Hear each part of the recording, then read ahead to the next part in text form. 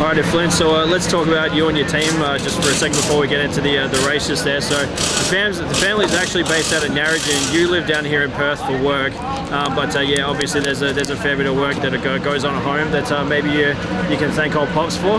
Yeah, I've got to thank most of the work that's been done to my car. I've got to thanks to Mum and Dad. They put endless hours into me and my racing and getting me to tracks and getting things fixed. So huge thanks to them, and also a huge thanks to Dave Headington. He does a lot of work on the car behind the scenes, and yeah, huge thanks to everybody who chips in too. So that's it's obviously a long way for the family to be, but luckily you're based here in WA. But I imagine there was probably some country racing to be done before you came here to Perth.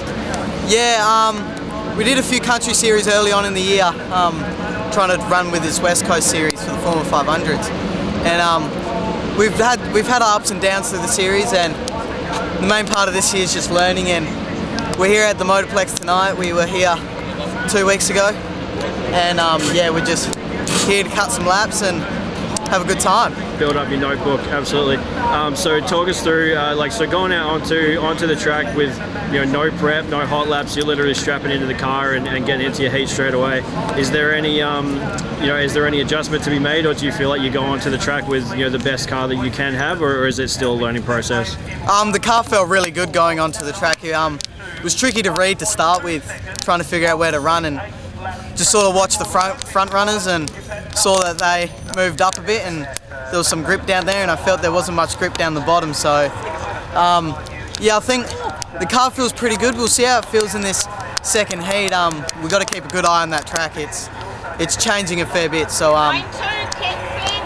so yeah, thank you. I would also like to thank all my sponsors: Devil Race Carts, Dunning Shields, ABP Freighters, Scorpion Racewear, Highway Sales and Services Kojanup, Narrogin Tyre Power, yeah, just Urban Cowboy. They're brand new sponsors that just jumped on board, and yeah, we're grateful for everybody who's helped in. Thank you. Mate. So you were 7th out of the first heat. Where does that put you at for the second heat?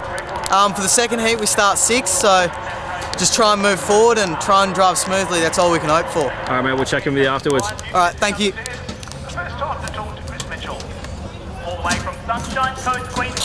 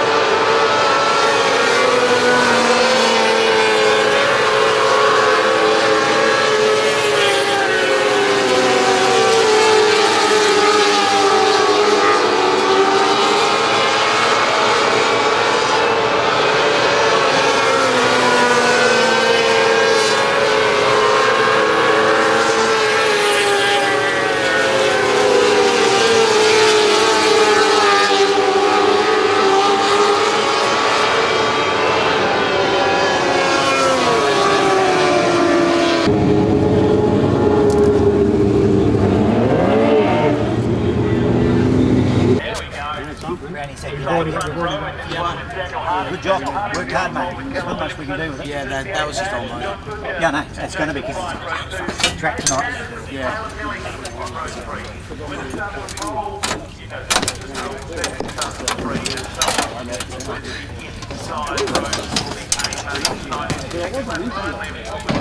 Alright, mate, that was a pretty messy heat race. A few cautions to start off with, and you got promoted to the front. Talk us through it. Yeah, we had a few cautions early on with people jumping the start, and then someone, I don't know what happened, someone spun out in front of us or hit the wall and we caused another yellow, so we got promoted to the front to start second. So we came out and tried to hold on to second, and just, yeah, cars just got around the outside and there was nothing we could do about it, but we held our own race and tried our hardest. Is there anything you can take away from that one there? Obviously, starting off the front and getting past is no one's idea of a good time, but like, do you at least feel like you kind of learned something in the process, or are you going to try and change something to try and stop that happening again in the feature? Yeah, it was a bit hard to say. It was a bit hard to say if we could really learn anything from that heat race, as just we only made a few little minor mistakes, but nothing really much. But it's just mainly power that tore us down, just being underpowered. But no, we're trying our hardest, and as long as we're keeping it smooth and she comes in straight at the end of the night, it's all that really matters. That's the truth. Do you know where you're starting out of the feature? No, I've got to find that one out. That's all right. It's do you ever, with the tracks where it's at right now and the way that you've last seen it, do you ever have you kind of picked, because you've now started on the bottom and the top, do you have a preference between the two? The bottom's coming in very well, and yeah, it's pretty moist. There's a lot of moisture down there, so I reckon it'll be bottom dominated tonight. Yeah, just sort the car out a bit, make sure she's all good to run down to the bottom, and yeah, the boys are working hard, getting it nice and clean and getting the car ready to go. All right, well, yeah, my GoPros are struggling with the heat, so I imagine you're pretty warm in the seat there, so make sure you get some water, and we'll see you after the feature. Yeah, all right, thank you.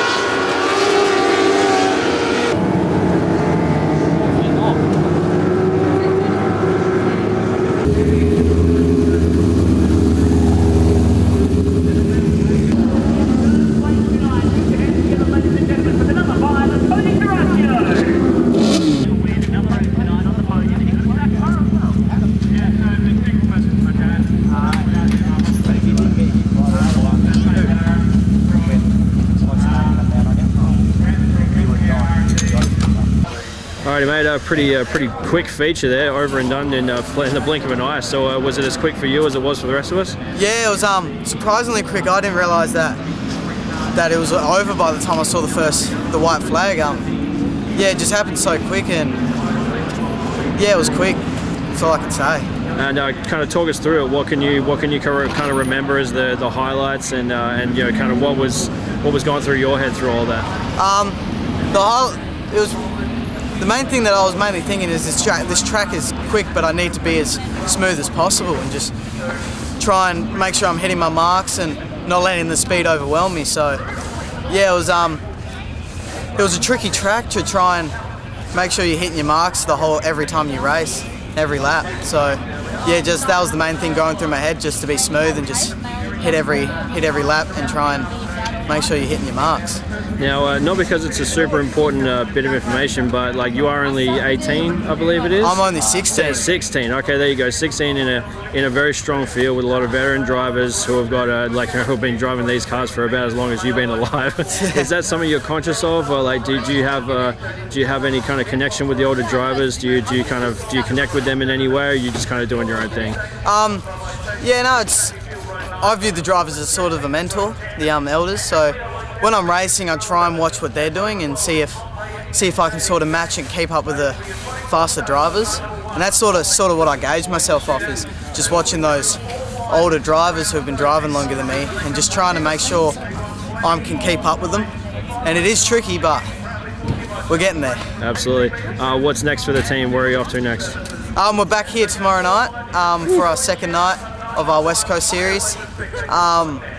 Yeah, so after tomorrow night, then in about 3 weeks, we head to Kalgoorlie. Happy days, boss. All right, well, I know you've already done it once before, but do you want to thank the folks on the car and who are helping you here tonight? I would like to thank ABP Freighters, Scorpion Racewear, Devil Race Carts, Dunnings Fuels, Bayforce Solutions, Narrogin Tyre Power, Kojin Up Highway Sales and Services, Hyper Australia, Powder Works, and Autospec. Autospecs made this car looking beautiful. And I would also like to thank the Urban Cowboy, one of our newest sponsors. Make sure to check him out. His music's awesome, and hopefully there's a song in the works for good old Speedway. So stay tuned for that one. Happy days, mate. Pleasure working with you. We'll see you next time. All right, thank you.